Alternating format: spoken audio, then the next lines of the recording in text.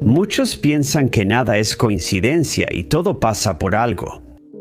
Esta teoría se apoya en que varios eventos históricos importantes surgieron de aparentes casualidades. Si las cosas fueran distintas, el mundo sería muy diferente al actual. Número 10. Investigadores han sospechado por mucho tiempo que el vínculo entre gemelos es muy especial. Y podrían compartir sentimientos como dolor, euforia, tristeza o pérdida, aunque estén lejos. Muchos pares de gemelos han reportado que esto es cierto, ya que han experimentado las emociones de sus hermanos sin que nadie les dijera lo que les había pasado. En otros casos, sintieron una sensación de temor cuando su gemelo estaba en problemas, o esperaban que su gemelo los llamara justo minutos antes de que sonara el teléfono. El caso de gemelos separados al nacer llevó este fenómeno a otro nivel, ya que luego descubrieron que sus vidas eran paralelas, aunque nunca se habían conocido. Los hermanos nacieron en Pequea, Ohio, el 19 de agosto de 1940 y fueron dados inmediatamente en adopción. Su madre biológica tenía problemas económicos y le preocupaba no poder cuidar de un bebé, mucho menos de dos. Era común que las familias adoptivas no supieran de la existencia de la otra ni del niño adoptado, aunque vivían en distintas ciudades de Ohio. El primero de los hermanos en ser adoptado fue nombrado James Edward por la familia Lewis. El segundo hermano pasó a la familia Springer y se llamó James Arthur. La agencia de adopción afirmó que nunca informó a las familias que sus hijos adoptivos eran gemelos, haciendo la historia aún más milagrosa. De niños, ambos eran estudiantes promedio, pero destacaban en matemáticas y no les interesaban la materia de lengua. Durante su adolescencia, ambos trabajaron en gasolineras y ya como adultos, se convirtieron en miembros de las fuerzas del orden. Jim Springer fue policía y Jim Lewis sheriff adjunto. Ambos se casaron con una mujer llamada Linda. Ambos con el tiempo se divorciaron. Cada uno tuvo un hijo con su primera esposa, Alan con 2 L y Alan con una L. Ambas familias tenían un perro llamado Toy. Ambos Jims fumaban cigarrillos de la marca Salem y su cerveza preferida era Miller Lite. Ambos conducían autos Chevrolet y vacacionaban cada año en la misma playa de Florida. Ambos tenían la costumbre de morderse las uñas, pero también habían construido bancos de madera alrededor de los árboles en sus jardines y, ya de adultos, ambos sufrían migrañas a veces. Al describir los síntomas a sus médicos, se pensó que hubo un error en los reportes, pues ambos hermanos detallaron dolores de cabeza tensionales iniciando detrás del ojo izquierdo. Cada hermano tenía una carpintería en su garaje y después se supo que ambos subieron unas 10 libras a la misma edad. Jim Lewis supo que tenía un hermano y empezó a buscar al otro Jim. Se conocieron en persona el 15 de febrero de 1979 a los 39 años y se sorprendieron al ver lo similares que eran sus vidas sin saber del otro gemelo. Se ha sugerido que esto sucedió porque compartían ADN idéntico y a menudo se les cita como el ejemplo perfecto de la dicotomía entre la naturaleza y la crianza. Número 9. El conocido psiquiatra Carl Jung pasó parte de su vida considerando las coincidencias y si realmente significaban algo en cuanto al efecto que tienen en nuestras vidas. Él llamó a estos eventos sincronicidad, término que acuñó y significa coincidir en el tiempo. No se refiere a cualquier tipo de coincidencia. Se usa para describir un evento poco probable y sincronizado que impacta profundamente la vida de alguien y no puede ser visto solo como coincidencia. Él siguió escribiendo mucho sobre la sincronicidad e incluyó un caso de una paciente que se convenció del significado de las coincidencias tras un evento improbable en una sesión. La mujer es descrita como muy inteligente y de carácter serio. Por lo tanto, ella era escéptica de que las coincidencias pudieran tener algún efecto significativo en su vida y las consideraba como eventos que no merecían mayor atención. Sin embargo, esperaba un cambio positivo al modificar su enfoque hacia la psicología. Y Zeng sabía que, para ayudarla a triunfar, debía mostrarle que el pensamiento racional no siempre era la solución. Pero no sabía cómo lograrlo, y lo mejor que podía esperar era que algo irracional sucediera en su vida y que eso tuviera un efecto profundo en su manera de ver el mundo. En una sesión, ella contó un sueño de la noche anterior donde halló una valiosa joya y se la describió a Shang. Ella dijo que era de oro y tenía forma de escarabajo sagrado. Mientras ella lo hacía, Sheng oyó un extraño golpeteo en la ventana de su oficina. Para su sorpresa, el sonido era de un escarabajo sagrado que intentaba entrar. Abrió la ventana, tomó el escarabajo y se lo mostró a su paciente. Agregó que por alguna razón, el escarabajo había decidido intentar entrar a la oficina, aunque la habitación estaba oscura, justo cuando ella hablaba de una criatura similar. Le dio el escarabajo y dijo, «Aquí está tu escarabajo». Finalmente comprendió que quizá había un vínculo entre su mundo interior y el exterior, como siempre lo había pensado. Esto tuvo el efecto deseado, y la mujer inmediatamente empezó a considerar la posibilidad de que necesitaba cambiar su punto de vista en lo que respecta a la psicología. Ella respondió a sus súplicas de no creer que la racionalidad era la única opción. Pero el incidente también tuvo un efecto en Shang.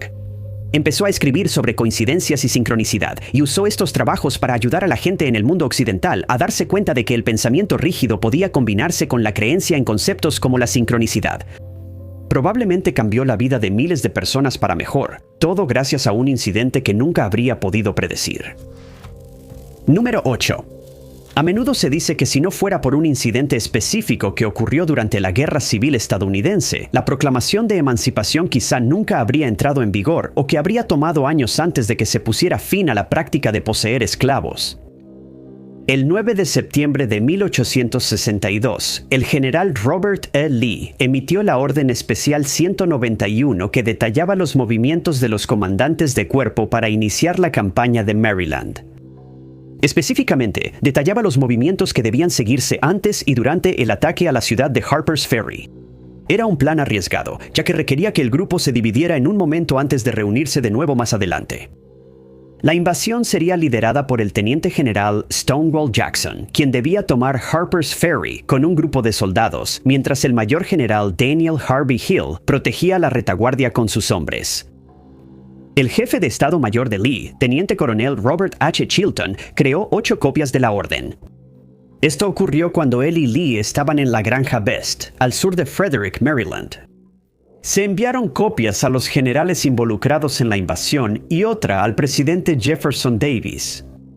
El plan estaba bien pensado y todos los involucrados comenzaron a hacer preparativos para la inminente invasión. Pero uno de los generales había perdido su copia de la orden y 4 días después de que fue emitida, fue encontrada por soldados de la Unión. La hallaron en un campo a 1 milla del campamento de Lee. Más tarde declararían que había sido colocada dentro de un sobre, el cual estaba envuelto alrededor de 3 cigarros. Caminaban por un campamento abandonado por el general Hill y describieron el hallazgo como simple coincidencia.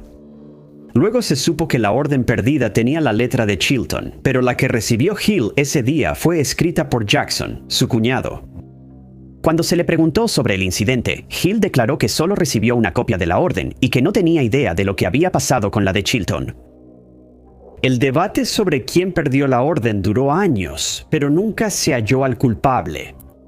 De cualquier modo, el plan llegó al coronel Silas Calgrove, quien lo entregó al general George B. McClellan. Hasta ese momento, McClellan no sabía qué hacer ante el ejército que se acercaba. Pero tan pronto como leyó la orden perdida, se le escuchó gritar, «Ahora sé qué hacer». Cuando vio que los hombres de Lee seguirían su plan, ordenó avanzar al oeste al anochecer y atacaron a los confederados en South Mountain. Esto llevó a la batalla de Antietam, y la victoria de la Unión allí obligó a Lee a abandonar su invasión de Maryland. Mientras la retirada estaba en plena marcha, Abraham Lincoln se sintió lo suficientemente confiado como para publicar un borrador preliminar de la Proclamación de Emancipación, y se anunció que los esclavos que estaban siendo mantenidos en los estados rebeldes serían libres a partir del 1 de enero de 1863. Historiadores afirman que sin esta coincidencia, la guerra civil habría tenido otro desenlace y la abolición de la esclavitud podría haberse retrasado años o décadas. Número 7. Los políticos suelen hablar ante multitudes y a lo largo de la historia, muchos han temido ser víctimas de un asesino que no compartiera sus ideas, ya que no se puede vigilar a todos.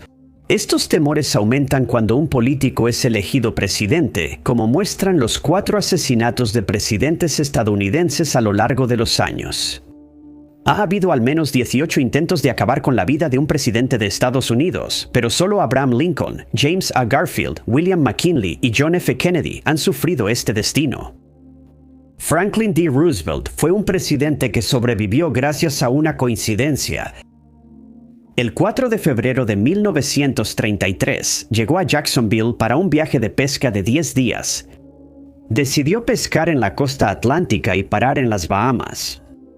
Serían sus últimas vacaciones como presidente electo, pues asumiría el cargo el 4 de marzo de ese año.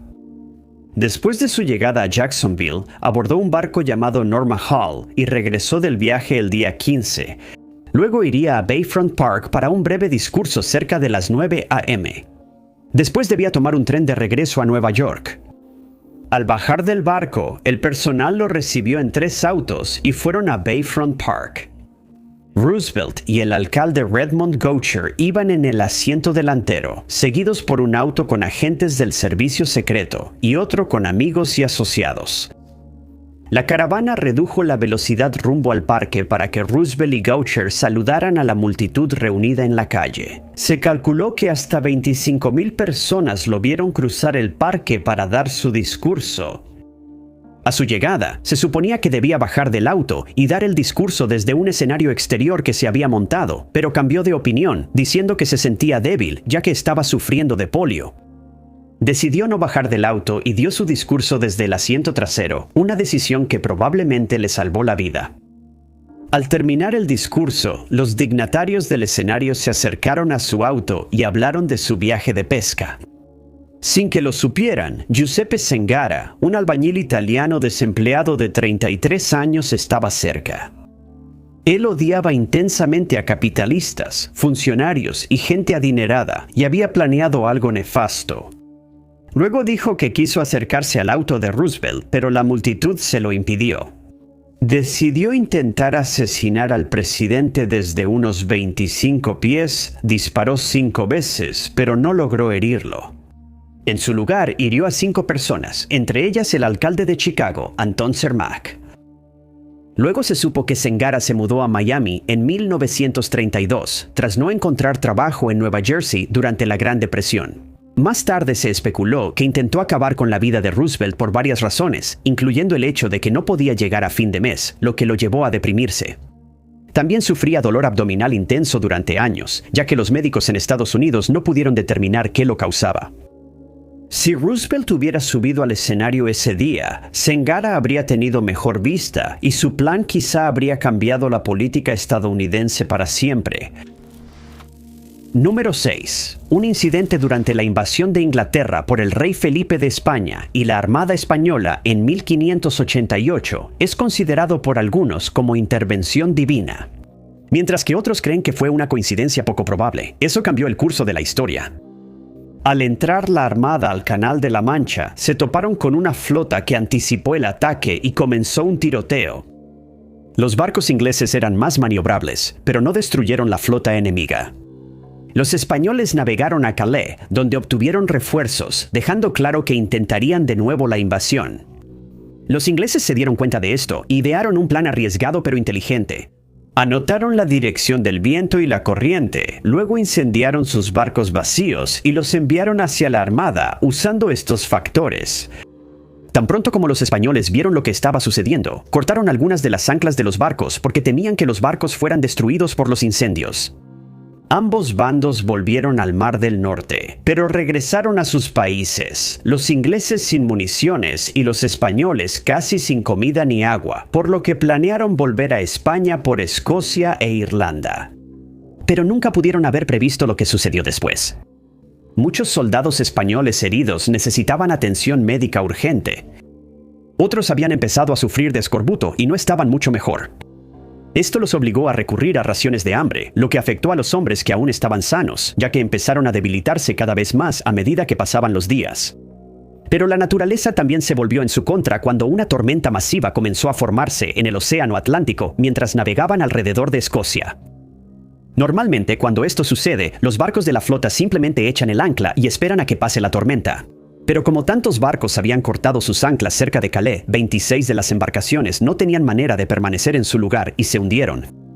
Esto puso fin a cualquier idea de que la invasión seguiría adelante, y los españoles se vieron obligados a retirarse. Debido a las pésimas condiciones en los barcos, el regreso cobró muchas más vidas de la tripulación y la armada fue detenida por completo. En los Países Bajos, algunos creían que Dios detuvo el ataque antes de la invasión española, mientras otros pensaban que fue solo mala elección de momento y una coincidencia frustró el ataque. En Inglaterra, ante el temor de un segundo intento de invasión de la Armada Española, la reina Isabel I fue a reunirse y dirigirse a las tropas tras navegar por el Támesis. Ella afirmó que, si era necesario, tomaría las armas para defender a Inglaterra. Prometió que quienes merecieran reconocimiento tras estos incidentes serían recompensados. Número 5. Las coincidencias o la sincronicidad pueden influir positiva o negativamente en nuestras vidas, según el resultado. Esto se evidencia por los muchos casos de coincidencia que se pueden encontrar en Internet, incluyendo los siguientes. Algunas fuentes cuentan que un adolescente pasó el día pescando y volvió emocionado a casa tras atrapar un bacalao, que luego le dio a su abuela y le pidió que lo preparara para la familia esa noche. Ella aceptó, pero al limpiar el pescado notó algo viscoso en su estómago. Al investigar, se sorprendió al ver que el pescado tenía el anillo de diamantes que perdió años antes en el agua. Otra fuente afirma que en una ocasión, el novelista George Pfeiffer aceptó prestarle un libro a uno de sus amigos, solo para que unos días después le dijeran que su amigo había dejado el libro en la parte trasera de su auto y que el auto había sido robado. Por 2 años, nadie supo quién robó el libro ni qué había pasado con el libro, hasta que ocurrió una extraña coincidencia. Anthony Hopkins buscaba una copia del libro desde que iba a actuar en una película basada en él. Visitó varias librerías en Londres, pero no encontró una copia y tuvo que rendirse. Decepcionado, volvió a casa, pero vio un paquete en una banca y decidió investigarlo. No podía creerlo cuando abrió el paquete y halló no solo el libro buscado, sino la misma copia robada de ese auto 2 años antes. Estos son grandes ejemplos de resultados positivos logrados por coincidencias. Pero estos incidentes no siempre terminan de manera positiva. En el intento fallido de invasión de la Armada Española, la coincidencia jugó a favor de sus enemigos, por lo que su visión del resultado difiere mucho de la de los ingleses. Imagina que el príncipe de Gales te da un regalo y luego lo pierdes. Es una situación que ninguno de nosotros querría experimentar, pero esto realmente sucedió, y los eventos que siguieron suelen usarse como un excelente ejemplo de sincronicidad. En la década de 1890, el príncipe de Gales, Eduardo VII, regaló una caja de cerillos dorada a su amigo, el actor Edward H. Southern. Poco después, Southern sufrió un accidente cazando, cayó de su caballo y perdió la caja de cerillos sin notarlo. Solo notó que la perdió después y no la halló. Para compensar la pérdida, mandó hacer una caja de cerillos duplicada que heredó su hijo Sam, quien también fue actor. En algún momento de su vida, Sam viajó a Australia y allí le regaló la caja de cerillos a un hombre que las fuentes solo mencionan como el señor Labortouche. Años después, al volver a Inglaterra, le informaron que un jornalero halló la caja original arando el campo donde se perdió y, contra todo pronóstico, se la devolvieron 20 años tras la pérdida de su padre. Sam le escribió a su hermano Eduardo, quien estaba trabajando en Estados Unidos, y le contó la improbable serie de acontecimientos. Eduardo viajaba en tren con su amigo Arturo Lawrence cuando, sorprendido por la coincidencia, leyó la carta en voz alta para compartirla con él. Lawrence, para sorpresa de Eduardo, sacó de su bolsillo una caja de cerillos igual y contó que la recibió como regalo en Australia de un hombre llamado Señor Labertouche. Número 4. Esteban Flack nació en Michigan el 5 de octubre de 1985 y lo dieron en adopción sin conocer a sus padres biológicos. Cristina Taladi sentía que no podía cuidar a su hijo porque no estaba casada ni ganaba suficiente para criar a Esteban. De niño, siempre se preguntó quién era su madre biológica, pues sus padres adoptivos no le hablaron con honestidad sobre su adopción. Cuando cumplió 18 años, empezó a pensar en buscar a su madre, y sus padres adoptivos apoyaron su decisión de hacerlo. Trabajó en Lowe's en Grand Rapids y en su tiempo libre colaboraba con Dia Blodgett para niños, la agencia que manejó su adopción 18 años antes. Se supo que Christina siempre quiso conocer a Steve, pues dejó sus registros abiertos. Esto incluía su nombre, pero Steve no sabía por dónde buscarla, así que no la encontró. No se rindió y pasaba las noches buscando en internet menciones de su madre biológica. Con el tiempo, buscaba menos hasta que se volvió algo intermitente. Pasó 3 años buscando a Christina sin lograr avances para encontrarla. Sin más opciones, decidió regresar a la agencia, donde volvió a revisar los registros de Christina y descubrió que había escrito mal su apellido. Buscaba el apellido Taladay en vez de Taladi y renovó su esperanza de hallarla. Esa noche fue a casa, buscó en internet y esta vez tuvo éxito. Descubrió que Christine seguía viviendo en Grand Rapids y que su dirección figuraba en una casa no muy lejos de la suya. Su casa estaba cerca de la tienda Lowe's donde él trabajaba, lo que le pareció una coincidencia increíble. Se preguntó si alguna vez se habría topado con su madre sin saberlo. No sabía cuán acertada era esa teoría. Con el tiempo, él descubriría que Christine no solo vivía en la zona, sino que también habían sido compañeros de trabajo en la tienda durante varios años. Pidió al personal de la agencia ser intermediarios. Ellos contactaron a Christine. Al saber que trabajó con Steve todo ese tiempo, lloró. Se reunieron en un restaurante y almorzaron juntos por primera vez. Christine luego diría que estaba muy feliz por cómo criaron a Steve sus padres adoptivos. Obviamente, él era una buena persona. Agregó que sentía como si el vacío que había llevado consigo toda su vida finalmente se hubiera llenado. Steve conoció a su familia biológica y, según quienes lo conocen, nunca ha sido más feliz. Número 3. Lizzie Valverde y Katie Olson, nacidas con un año de diferencia, vivieron vidas similares que las reunieron de adultas, y su caso ejemplifica una coincidencia poco probable. Lizzie nació en Tampa, Florida, el 8 de diciembre de 1979.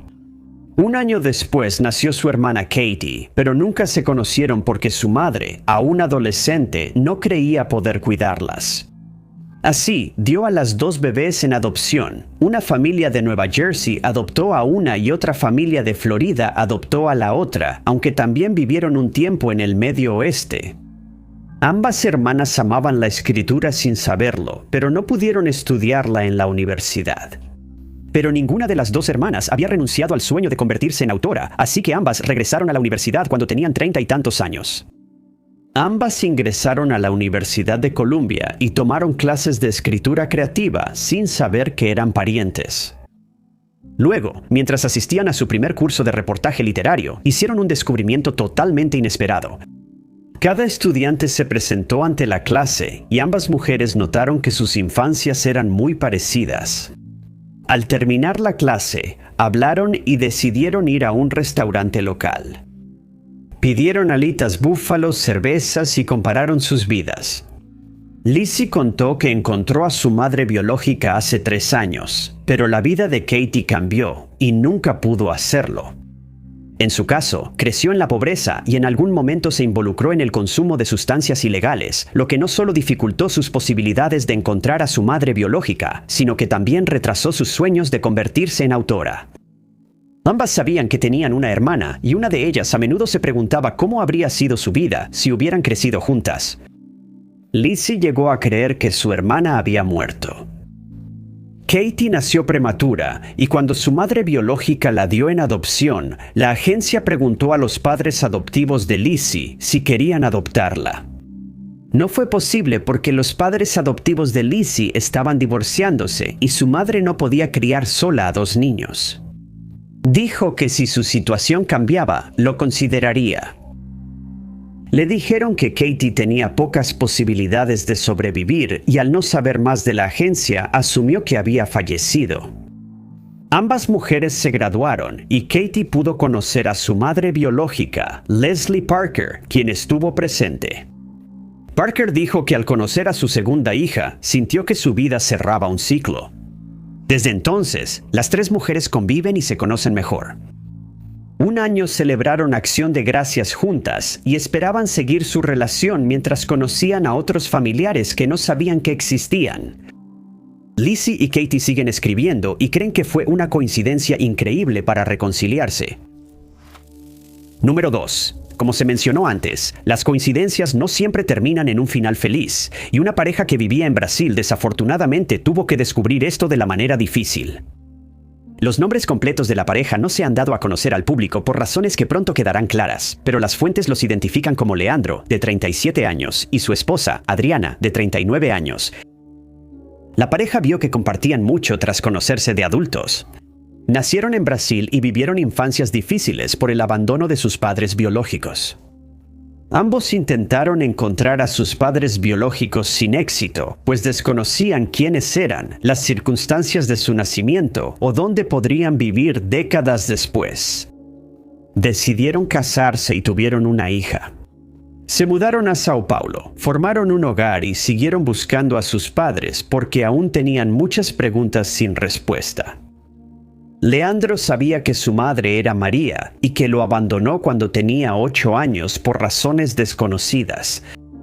Al no encontrarla, Leandro fue a vivir con su madrastra, quien lo crió. En cuanto a Adriana, ella también había aprendido que su madre se llamaba María y que también había sido abandonada, pero cuando tenía apenas 1 año de edad. Se sorprendieron al ver que ambas madres se llamaban igual, aunque no era raro porque María es muy común en Brasil. La pareja continuó con sus respectivas búsquedas, pero no lograron encontrar ninguna información sobre la mujer que los había abandonado. Sin más pistas, Adriana llamó a la estación de Radio Globo en un segmento de llamadas llamado The Time Is Now. El programa ayuda a quienes llaman a encontrar y reunirse con familiares perdidos. Ganó muchos oyentes por lo emotivo de estas reuniones, y Adriana esperaba encontrar a su madre pese a todo. La estación localizó a María y ambas mujeres se reencontraron en vivo. Fue un momento emotivo, pero Adriana estaba muy feliz de haber encontrado por fin algunas respuestas sobre su infancia y no podía esperar para contárselo a Leandro cuando llegara a casa. Antes de terminar la llamada a la estación de radio, María reveló que Adriana no era la única de sus hijos a quien había abandonado. También tuvo un hijo llamado Leandro, a quien dejó con su familia cuando tenía 8 años. Adriana sorprendió al revelar que no solo sabía quién era el hijo de María, sino que además estaba casada con él. No podía creer que se había casado con su propio hermano y que habían tenido un hijo juntos. Al principio, temía que Leandro pusiera fin a su matrimonio al saber que era su hermana. Pero la pareja ha declarado desde entonces que tenían la intención de seguir casados a pesar de lo que cualquiera pudiera pensar, ya que se amaban mucho y también a su hija y querían permanecer juntos como una familia feliz. Se dice que su familia apoyó su decisión, ya que la pareja no pudo prever cómo terminaría la búsqueda de su madre. Número 1. Se calcula que la probabilidad de conocer a tu doble exacto es de 1 en 1 billón. Y por lo tanto, está de más decir que la mayoría de nosotros nunca tendremos esta oportunidad en nuestras vidas. Esto fue lo que 2 hombres creyeron al conocerse en 2009 y los hechos posteriores los dejaron en shock. Gary era repartidor de muebles para Dow's, una tienda de colchones en Waldeboro, Maine. Su trabajo era entregar pedidos a los clientes de la tienda, y el 7 de julio de ese año le presentaron a Randy, recién contratado para hacer el mismo trabajo. Ambos hombres pasaban horas juntos en el camión y terminaron conociéndose bien. Sus compañeros de trabajo empezaron a burlarse de ellos por su parecido. Ambos compartían cabello claro, complexión robusta y usaban lentes. Sus rasgos faciales también eran extremadamente similares, y sus compañeros de trabajo empezaron a bromear diciendo que eran dobles, ya que ambos tenían perilla y solían usar gorras de béisbol parecidas con la visera doblada. Ambos hombres notaron las similitudes, pero no les dieron importancia. Randy le comentó a su esposa que trabajaba con un hombre muy parecido a él y empezó a sospechar que eran familiares cuando otros notaron su parecido durante las entregas. Randy buscó a sus padres biológicos por años y tras una nueva ley que permitió acceder a los certificados de nacimiento, descubrió que ambos habían fallecido.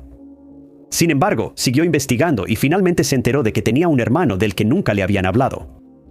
La agencia de adopción reveló que él y su hermano habían sido adoptados porque sus padres biológicos no podían cuidarlos, ya que no tenían estabilidad financiera. Poco a poco fue armando las piezas de su infancia y decidió preguntar a Gary, aunque él no sabía que Randy buscaba a sus padres. Un día, durante una entrega, Randy se atrevió a hablar del tema. Advirtió a Gary que su pregunta sería extraña y le preguntó sobre su infancia. Empezó preguntándole si también había sido adoptado. Gary confirmó su adopción y dijo que tras buscar mucho, descubrió los nombres de sus padres al presentar documentos en el tribunal. Gary se sorprendió cuando Randy reveló los nombres de sus padres biológicos. Randy preguntó si nació el 10 de junio de 1974 y Gary dijo que sí. Ahora era seguro que los dos hombres eran hermanos perdidos hace mucho tiempo y que finalmente se habían encontrado décadas después. Gary se sorprendió al saber que tenía un hermano, pues sus padres adoptivos nunca se lo dijeron. Creció con 4 hermanos adoptivos, sin imaginar que tenía un hermano biológico en el mundo. Tras difundirse la reunión, Joanne Campbell, media hermana, fue a la casa de Dow y mostró un acta de nacimiento que probaba su parentesco. Gracias a esta coincidencia, los 3 al fin se reunieron y se conocieron. Gracias por vernos. Si te gustó este video, asegúrate de darle like. No olvides suscribirte y activar la campanita para recibir notificaciones de nuestros próximos videos. Soy Top 5 Unknowns, nos vemos en el próximo video.